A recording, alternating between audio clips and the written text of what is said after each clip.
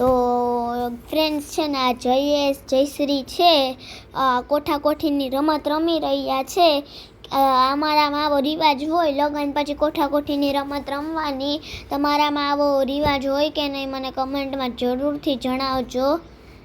પછી તો હે ને ગીતા મસ્ત મજાની વીંટી ફેરવીને મૂકતી જતી હતી ને આ બે ગોતતા જતા તો પહેલી વારમાં તો વીંટી જયેશને મળી ગઈ. તો હાલ આપણે તાળી વગાડી નાખીએ. પછી ગીતા પાછી છુપાડવા લાગી.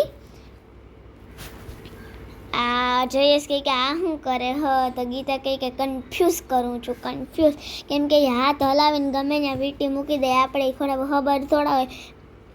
પછી આ બે તો એકદમ ઝપાટો મારે હે, પાણી ઉડાડતા હતા કેટલું.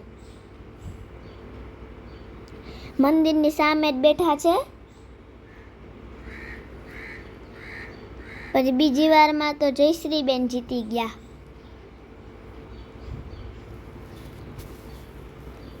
જયશ્રી જીતી ગઈ એટલે જયશ્રી થોડી ખુશ થઈ ગઈ. પછી તો પાછું ફેરવી નાખ્યું પાણીમાં.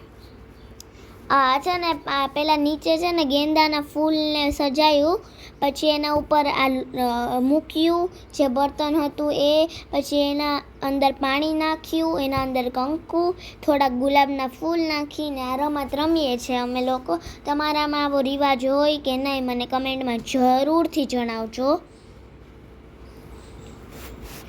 પાછી જયશ્રીને મળી ગઈ એટલે આપણે પાછા તાળી વગાડી લઈએ. તો બેના વચ્ચે સ્કોર થયો છે જયેશ 1 અને જયશ્રી 2.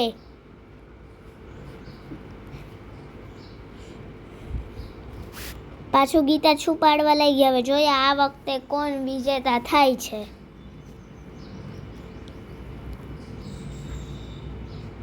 હજી તો ગીતા છુપાડે જ છે, જોઈએ.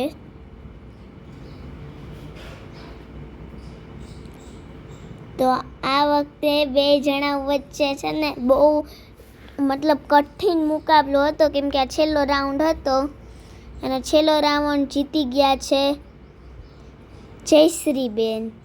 તો જયશ્રીબેનનો સ્કોર છે 3 અને જયેશનો 1.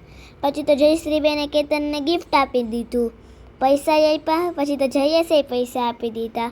હવે મને છે ને કમેન્ટમાં જણાવજો કે કેતનને શું ગિફ્ટ મળ્યું હશે.